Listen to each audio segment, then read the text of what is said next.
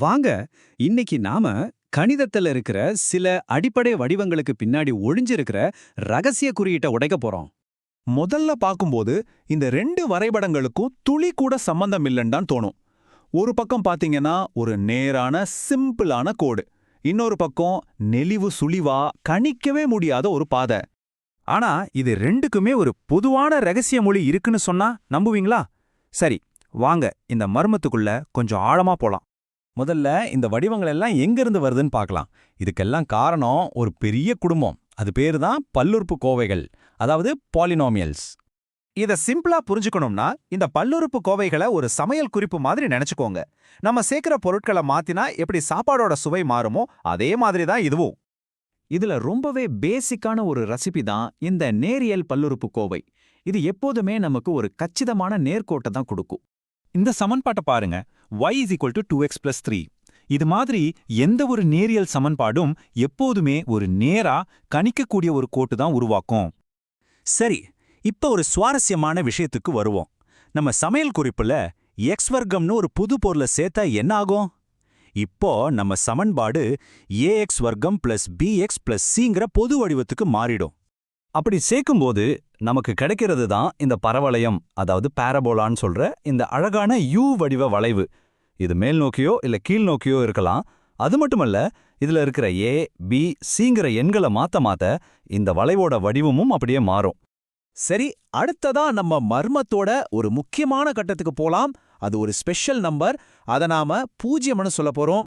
அல்ஜீப்ரால பாத்தீங்கன்னா இந்த பூஜ்யம்ங்கிறது ஒரு சமன்பாட்டோட ஆஃப் சுவிட்ச் மாதிரி தான். நீங்க சரியான எண்ணை எக்ஸுக்கு பதிலா போட்டீங்கன்னா மொத்த சமன்பாடே பூஜ்யமாகிடும். அவ்வளவுதான். உதாரணத்துக்கு நம்மளோட இருபடி சமன்பாட்டு ரெசிபில -1ம் 4ம் தான் அந்த மேஜிக் நம்பர்ஸ். இதை உள்ள போட்டா மொத்த அவுட்புட்டும் பூஜ்யம் ஆயிடும். சரி, சமன்பாட்டுல பூஜ்யம்னா என்னன்னு இப்ப நமக்கு தெரியும். ஆனா வரைபடத்துல, அதாவது கிராஃப்ல அது எப்படி இருக்கும்? அது எங்க இருக்கும்? இப்போதான் உண்மையான ரகசியம் வெளிப்பட போகுது. இயற்கணித உலகமும் வடிவியல் உலகமும் ஒன்னு சேர்ற புள்ளி இது. இது ரொம்ப ரொம்ப சிம்பிள். பூஜ்யங்கள்ங்கிறது வேற ஒன்னும் இல்ல, நம்ம வரைபடம் கிடைமட்டமா இருக்கிற எக்ஸ் அச்சை எங்க விட்டுதோ அந்த இடம்தான். ஒரு நிமிஷம் யோசிச்சு பாருங்க. நீங்க ஒரு பந்தை தூக்கி எறிறீங்க. அது ஒரு பரவளைய பாதையில போய் கீழே தரைய தொடுது இல்லையா? அந்த பந்து தரைய தொடர அந்த 2 இடங்கள் தான் அந்த பாதையோட பூஜ்யங்கள். அப்போ இதுல இருந்து நாம தெரிஞ்சுக்க வேண்டிய முக்கியமான விஷயம் என்னன்னா, அல்ஜீப்ரால நாம கண்டுபிடிக்கிற தீர்வு ஜியாமெட்ரி வரைபடத்துல ஒரு முக்கியமான இடம், ஒரு லேண்ட்மார்க் மாதிரி. இந்த கனெக்ஷன் ஒரு வளைவுக்கு எத்தனை பூஜ்யங்கள் இருக்கலாம்னு சொல்றதுலயும் நமக்கு உதவுது. நிறைய நேரங்கள்ல இந்த பரவளையம் எக்ஸ் அச்ச 2 தனித்தனி இடங்கள்ல வெட்டிட்டு போகும். அப்போ நமக்கு 2 பூஜ்யங்கள் கிடைக்கும். இன்னும் சில சமயம் அந்த வளைவு அதோட உச்சம் அல்லது அடிமட்டத்துல எக்ஸ் அச்ச லேசா தொட்டுட்டு மட்டும் போகும். அப்படி நடக்கும்போது நமக்கு ஒரே ஒரு பூஜ்யம் மட்டும்தான் கிடைக்கும். இன்னும் சில கேஸ்ல அந்த பரவளையம் எக்ஸ் அச்ச தொடவே தொடாது. ஒன்னு அதுக்கு முழுசா மேல இருக்கும், இல்லைன்னா முழுசா கீழே இருக்கும். இந்த மாதிரி நேரங்கள்ல அந்த சவுண்ட்பாட்டுக்கு உண்மையிலே பூஜ்யங்களே கிடையாது. ஓகே, ஒரு வளைவு எக்ஸ் அச்ச எத்தனை தடவை வெட்டுதுன்னு பார்த்தோம். ஆனா கதை இதோட முடியல. வரைபடத்தையே வரையாம அந்த சமன்பாட்டுக்குள்ளேயே அதோட பூஜ்யங்களை பத்தி இன்னும் சில ஆழமான ரகசியங்கள் ஒழிஞ்சிருக்கு. அந்த பூஜ்யங்கள் என்னென்னு கண்டுபிடிக்காமலேயே அதோட குணாதிசயங்களை பத்தி மட்டும் தெரிஞ்சிக்க முடிஞ்சா எப்படி இருக்கும்?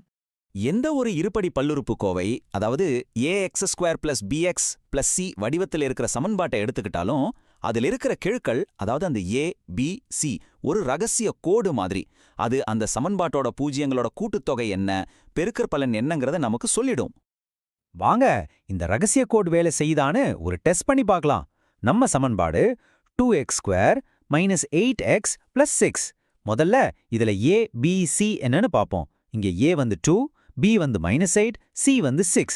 சரி, இப்ப பூஜ்யங்களோட கூடுதல் நம்ம ஃபார்முலா படி அது -b/a, அதாவது -8/2. சிம்பிள் 4. அடுத்து பெருக்கற்பலன், அதுக்கு ஃபார்முலா c/a, அதாவது 6/2. இது 3. பாத்தீங்களா? சமன்பாட்டை முழுசா தீர்க்காமலேயே பூஜ்யங்களோட கூட்டுத்தொகை 4ன்னும் பெருக்கற்பலன் 3ன்னும் நம்மளால உடனே சொல்ல முடியுது. இதிலிருந்து நமக்கு என்ன புரியுதுன்னா, சமன்பாடுகளுங்கிறது வெறும் வடிவங்களை வரையறதுக்கான இன்ஸ்ட்ரக்ஷன்ஸ் மட்டும் இல்ல. அது அந்த வடிவங்களோட மொத்த அமைப்பையே விவரிக்கிற ஒரு மொழி. அப்போ கணிதத்தோட இந்த மொழியில இன்னும் என்னென்ன ரகசியங்கள் நம்ம கண்ணு முன்னாடியே ஒளிஞ்சிருக்கோன்னு யோசிக்க வைக்குது இல்லையா?